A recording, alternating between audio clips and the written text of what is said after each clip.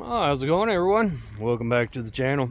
Hey, we're gonna go over some things I've learned about keeping and managing bees for people or businesses that want or need them around. So we get asked quite a bit of questions, how we got started into it and how we set it up and make our money with it. So for those that are new or don't know what we do, we manage bees for businesses, we manage bees for people on their properties that want them around for whatever reason they want them around. It doesn't matter to us, but they don't want to do the beekeeping work, so we will be the beekeeper for them. So they pay us a monthly service for this. We are not selling them honey, we are not selling them a product, we are simply maintaining bees on their property, and they get the pollination and they get all the honey out of the hives, everything like that. That is what they pay us to do, and that is how our business is set up. We do this for approximately we have over 180 properties. Not every one of our properties are set up like that, but we probably do it for 125 properties, I would say, something like that. So the majority of our hives are set in neighborhood backyards. This is one that is set on, I don't know how many acres are out here. It's pretty big property though. So for me, since we're in neighborhood backyards, I cannot physically just drive up into their backyard.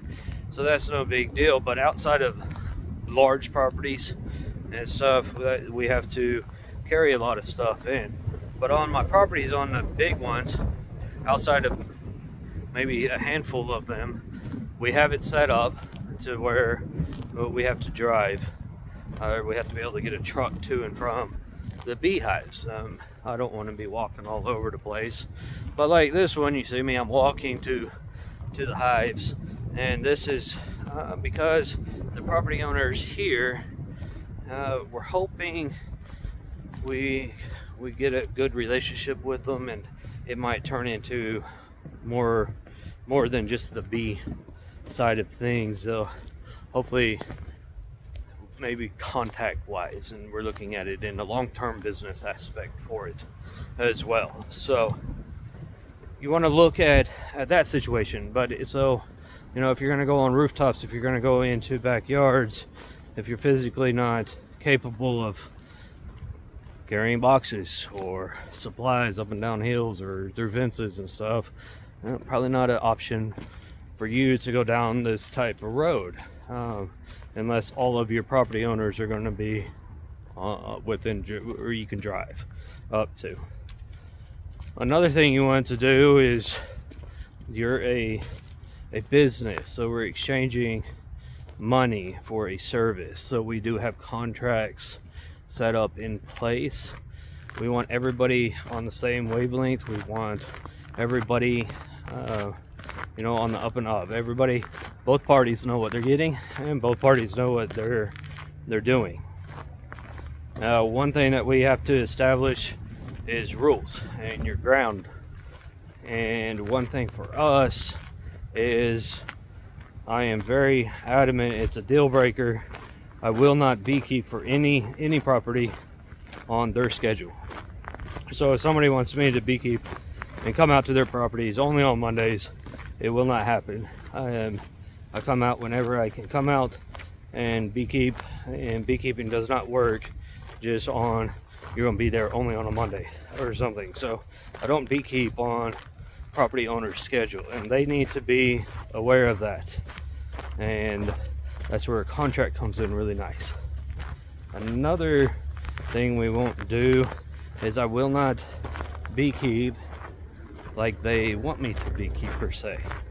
I don't do the beekeeping how they think beekeeping should be done. I run a business, and we're going to beekeep the way that I beekeep.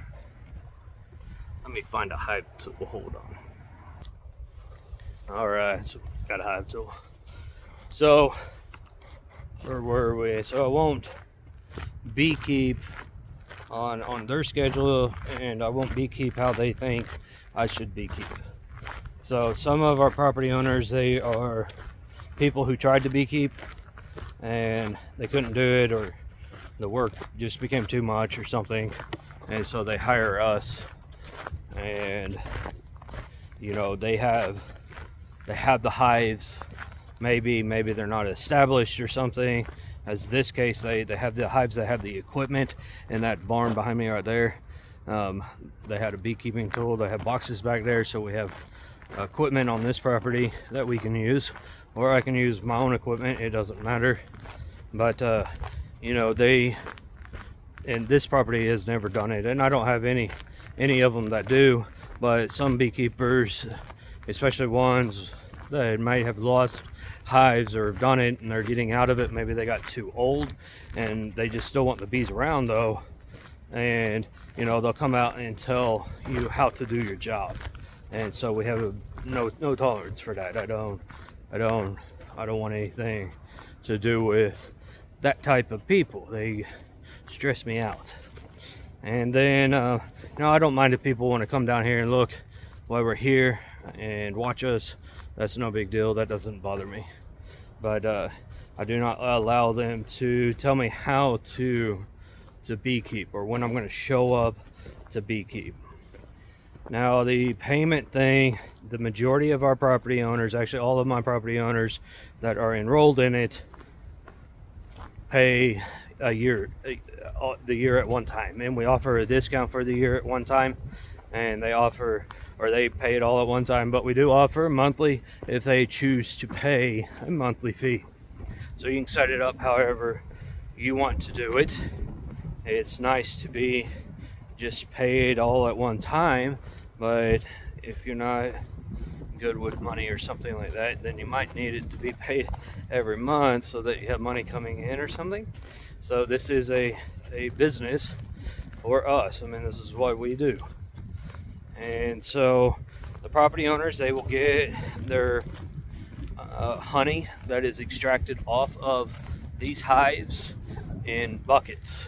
If they want us to bottle it, then they pay for the cost of the bottling, and then we add a surcharge onto each bottle for our time of bottling it. Or we'll give it to them in buckets and they will bottle it for them, or bottle it in whatever they want to for themselves. So the contracts, you need to have a lawyer draw it up. I think that's just the best thing to do, and you pay for that service. I wouldn't be getting some type of generic contract. If you do ever get established and do it like this, you will eventually probably get into some very high-end customers or property owners that want the bees around, and you just want to make sure that you're covered and they're covered on all bases. So I think a contract is good to have in place.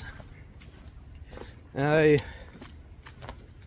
covered some walking and you know, getting up to your hives and stuff.